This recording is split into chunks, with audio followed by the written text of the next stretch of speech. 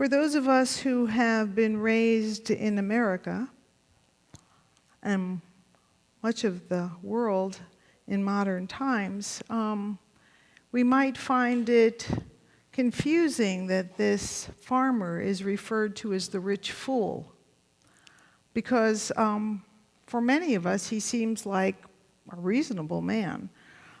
He has shown that he is a good business person. He has a productive field. He has a crop that has done well. His fields have produced. He has filled his barn to overflowing, and he looks at this situation and says to himself, well, I certainly don't want it to be laying out in the field, and I'm going to need to do something. So one of the options is to tear down this barn and to build a bigger barn. And so in the eyes of many, that might be viewed as a very good business decision. Some might even say he's a good financial planner. He's looking to his future, establishing a business plan that would look towards growth and expansion, and we might even look to him for some financial advice.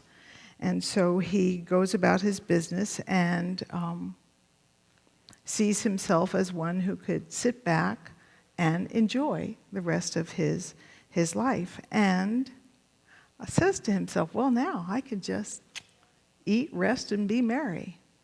But the problem is not that he is wealthy, not that he has acquired some assets, but that he is only looking at it from the perspective of what he himself has done. He doesn't give thanks to God for helping to provide what has happened in his life, and he certainly doesn't even give thanks to the workers in his field for helping him tend the fields and helping to produce the harvest. He just sees it all as I. And we see that when he's talking about this in line 18, he says, I'll tear down my barns, and that's where I'll store all my grain, and I'll say to myself, and it's all about me.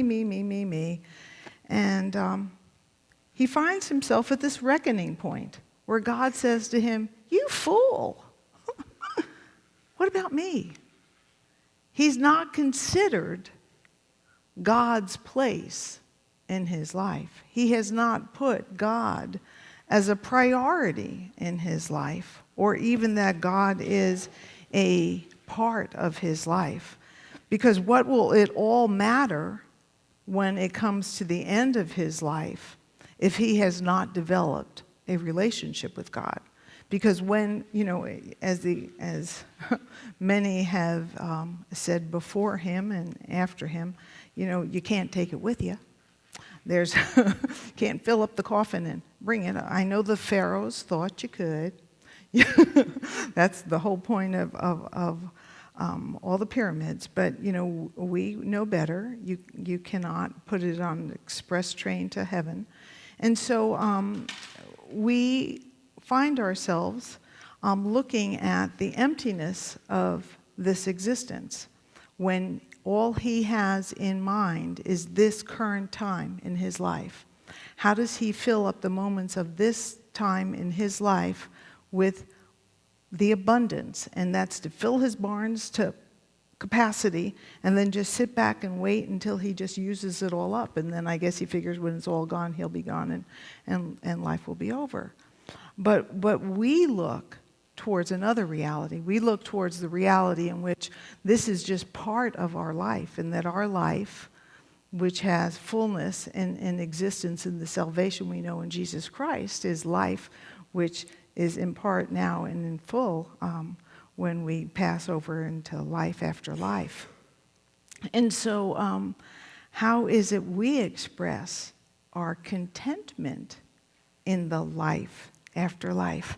And for those of us who have been doing the reading in Adam Hamilton's book Enough, he asks an interesting question. And the question is, which tent do you want to live in? Now, For those of you who know me a little better, you might guess that my immediate response is, I don't want to live in a tent. I'm just not a tent girl. Nope. Camping? Nope.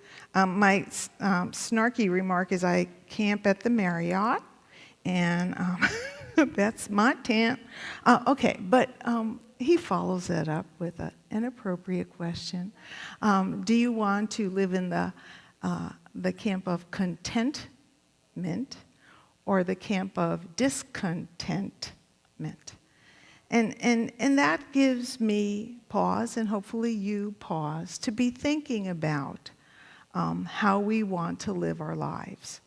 Are we willing to think about what it means to be content, to have contentment in our lives rather than discontentment? And what do we need to do to have contentment, to feel as if our lives have enough? We have enough. And what does that look like, to have enough? And so, the first thing we need to do is what Nick invited us and challenged us, and I'm certain you all did last week, was to, I don't have a shadow of a doubt, Nick's laughing, but I would not laugh, to look at your life's purposes. What are your life's purposes? And when you think about what it is, what you feel that God is calling you to do, and how God is calling you to live out your life, and to put your energy, to put your talents and your spiritual gifts where you're supposed to put all that energy, and then how you're going to resource your energies.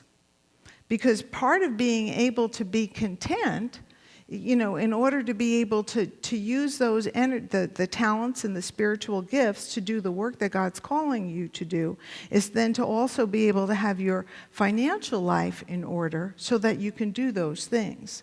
And to have your financial life in order, you have to think about your financial resources. And your financial resources are something that is worthy of taking a good assessment at and looking at seriously. And we know that each one of us should take seriously our savings, and we should have 3 areas of savings, immediate, like super easy access to savings, and then we should have like medium savings that you can get to, but it's a little bit hard to get to, and then long-term savings, because you need to have some money that you can get to when your tires need to be changed or something breaks down pretty easy, and then you need to have some money that you have to really seriously do some work to get at, and then you have that money that you don't touch till retirement. And all along the way, from hopefully before you even enter adulthood, you have been preparing your way for that. So then as you are making your move to put your life purposes together, you can make the decisions to make choices about what you and God have desired for your life to do. But this takes some serious work to be thinking about. In order to be able to get there, the first thing you have to think about is, what are your priorities? And what I said to the children is true for us. What is your first priority? And for me, and for Keith, our first priority is God. And we believe that we bring our first fruits to the house of the Lord. Now, we do it old-fashioned. I mean, I would like to tell you we're cool and we listen to Mark and Steve and we do the ACH. We don't. But it's because every single week, Keith and I sit down, and on Saturday morning, the first thing we do is write a check to God. It's the first fruits thing. And it's how we taught Jessica. I think ACH is great if you have trouble getting here every Sunday morning, or like little little issues with getting here Sunday morning, please, do automatic withdrawal. But, for us, it's that statement that the first thing we do is say to God, this is yours, because everything is God's. And we know that if we do that first, then everything else comes secondary. And so, like, before the bills get paid, before the groceries get purchased, before any possibility of any fun happens, God's part gets done first. And it's not just the money part of that, it's the recognition that we are literally putting God first in our lives. And over the years, we have chosen to go above the tithe because we feel that it is our way of sacrificial giving. And so this is the way we have chosen to lead our lives. Now, for us, in order to make that happen, we have had to make some choices along the way. Because what that means is sometimes when your car breaks down, you have to decide, does that still happen on Saturday morning? And the answer is, for us, yes. Because if it only happened when it was easy, it wouldn't be putting God first. And if it only happened, when everything was just peachy keen, or, everything was all roses and Jessica wasn't having surgery that month, it happens because it's the first priority in our life. And that has been for the past 35 years. It's just the way we lead our lives. I believe that by leading our lives that way, God has blessed our lives. I share that with you because it's the truth of my life.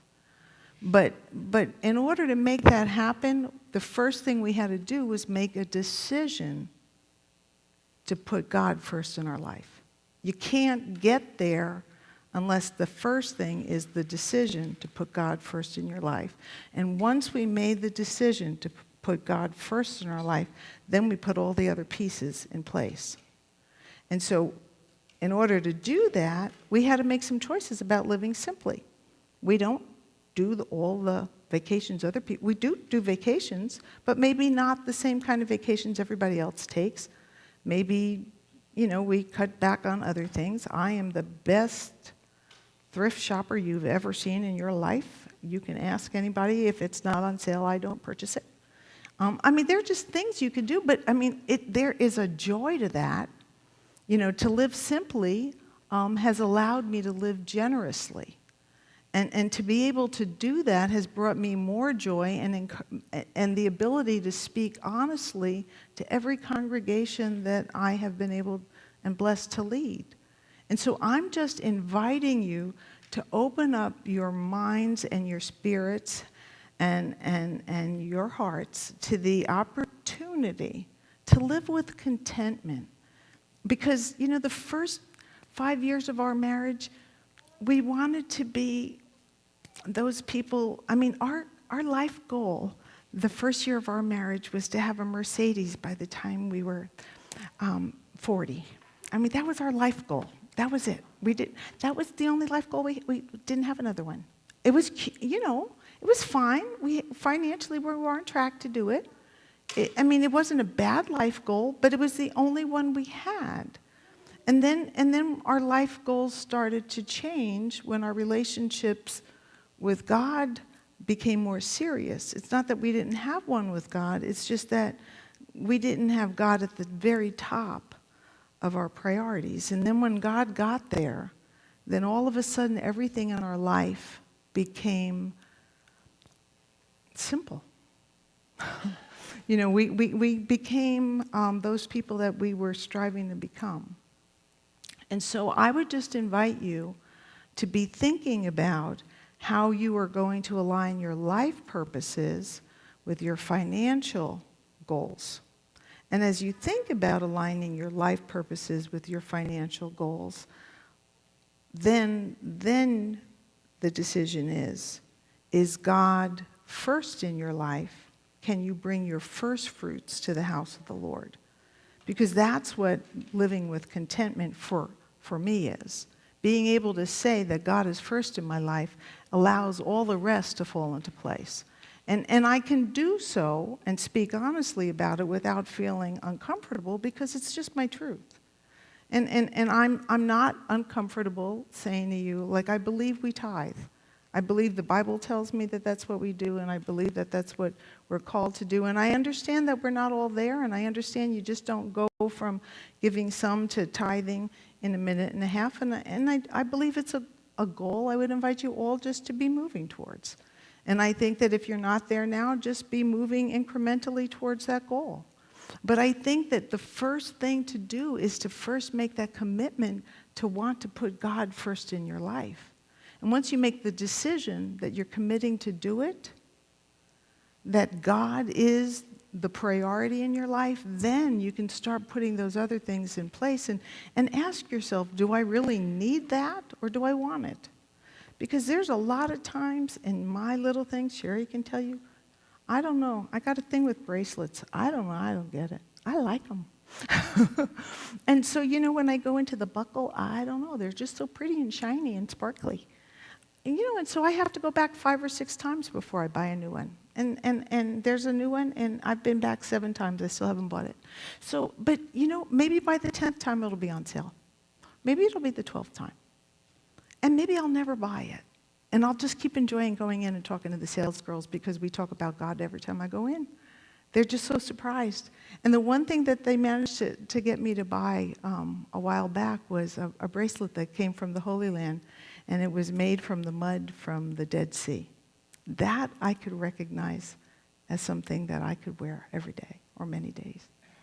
So think about who you are and whose you are and how you want to live your life with a sense of contentment in your heart. And in order to do that, living simply and generously will bring you a joy that you might not otherwise find. And I invite you this week to challenge yourselves. Now that you have worked so hard all last week on your life purposes, to set up your financial goals and align them in a way that puts God first. May all the glory be to God. Amen.